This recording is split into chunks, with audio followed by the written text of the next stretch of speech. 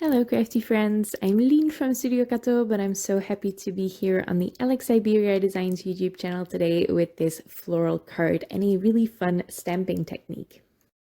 Now, I am such a big fan of these florals. I have been eyeing these since the Kickstarter came out, and this is a create your own happy stamp set. Now, Syberia Designs has a bunch of floral stamp sets already, and they are all really pretty. But this technique is perfect for those solid stamps. I've heard from some stampers that they find solid stamps a little less versatile, or they don't really quite know what to do with them, but I just love all the possibilities, all the techniques you can do with them. And this is probably one of my favorite techniques to do because it's so easy and so forgiving. Any stamper can do it. It's great for beginners, but also for those who have forgotten about this technique, because it's an oldie, but it's a goodie. I often go back to this one. All you need is some inks, dye inks, and one white pigment ink, and some solid stamps. Again, this Create Your Own Happy stamp is perfect for it. And some mid-tone colored cardstock. I usually grab for craft cardstock when I'm doing this technique. Because the white just looks so beautiful on it, but it also doesn't take anything away from the colors that we will stamp on it later. So all you do is you stamp a first layer of your images in white pigment ink onto colored cardstock. The white pigment ink will create a base for your colored dye inks to sit on. Now it is very important that your other inks you're using are dye inks. That will come into play later. Now when I'm stamping a pattern, I usually start with my largest images and then fit the smaller images in between. If you want to make absolutely sure you don't have any gaps in your pattern, you want to start from the middle out and use all of the stems at once, and then build your pattern from the middle out. Now here you can already see what this technique is going to look like. What we're doing is we're stamping the dye ink, the colored ink, onto the white pigment ink, but slightly offset. Everywhere the dye ink overlaps with the white pigment ink, it's going to create a bright, true color of the ink pad. Then you have some white left over on the side. That's going to be your highlight of your image. And then you have some places where the dye ink stamps directly on your colored cardstock. And that is going to be darker because the colored cardstock is going to affect the color of your dye ink. So it creates this beautiful 3D effect with no effort at all. Just slightly stamp it off to the side of the white pigment ink, and you're going to create a beautiful 3D looking flower. Now, a couple of tips here. Make sure you clean your stamp every time you have stamped an image, even if you're going back into the same color, especially when you're stamping with your dye ink. Because your dye ink is going to pick up some of the white pigment ink that you're stamping on top of. And you don't want that white pigment ink to end up in your dye ink pad. That's not going to be great for your ink pad. So just lightly rub it off on a cloth like I'm doing off to the side. Just have it handy there. You don't have to deep clean it every time in between. I don't use any water on it. I just make sure there's no ink left on it, no dye ink left on it. To make things easier for myself, I also used the same color every time for the same image. So there's a couple of floral stamps that I've used here, and that's just making life easier for me. And like I mentioned already, the colored cardstock is going to affect the color of your ink.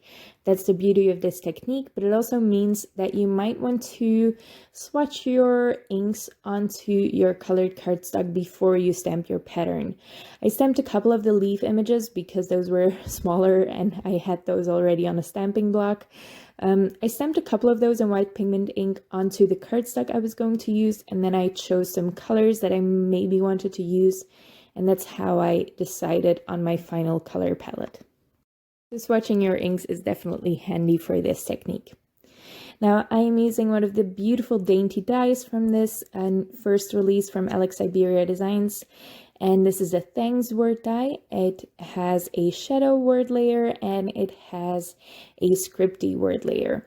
Now, the scripty layer is very dainty. And again, some people might find that a little bit intimidating. It's not. I'm going to show you my favorite gluing technique. I use this all the time when stacking dainty dies, and it makes it so easy. You are going to want all of the dainty dies now. All you do is add some glue to it like you would normally. Even if you add a little bit too much, don't worry about it.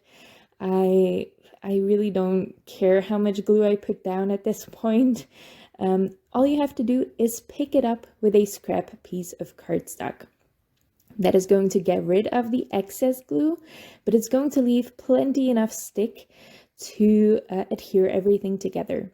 So I added glue to 2 layers of that white cardstock, and then I added the top layer on top. Now I decided I wanted to add some gold cardstock to this.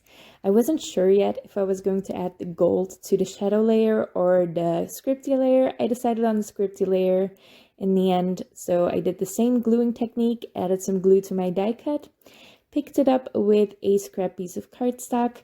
That's going to get rid of the excess glue, and then I put the other die cut on top.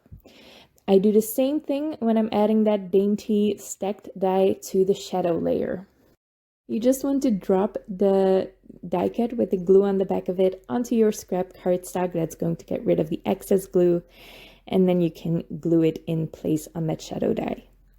To give me a little bit of a subtle frame around this, I die cut my panel with a basic rectangle die. It does leave some stitch details, that's always fun, but you don't have to have a stitch detail die here.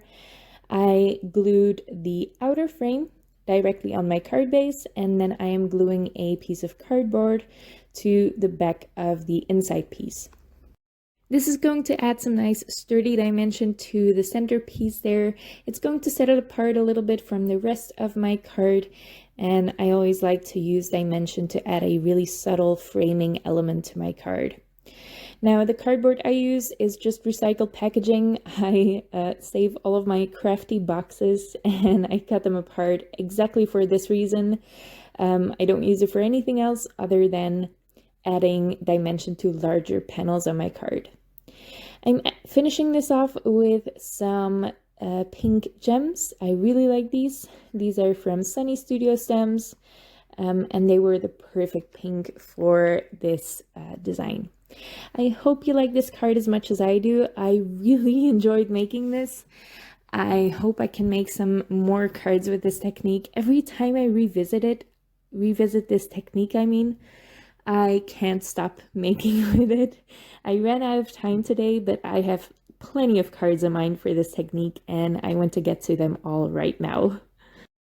Do you have a favorite stamping technique for solid stamps? I would love to hear it, and the people down in the comments will probably love to hear them too, because again, some people think solid stamps aren't as versatile as lined images, but I think they're so much fun to use. I hope you like this card. I hope you liked the video. If you did, make sure to leave a thumbs up on this video, leave your thoughts in the comments below, and subscribe to the Syberia Designs YouTube channel. You can also head on over to my own YouTube channel that will be linked on the video right now, so you can subscribe to me as well. Thank you so much for watching, and I hope to see you next time.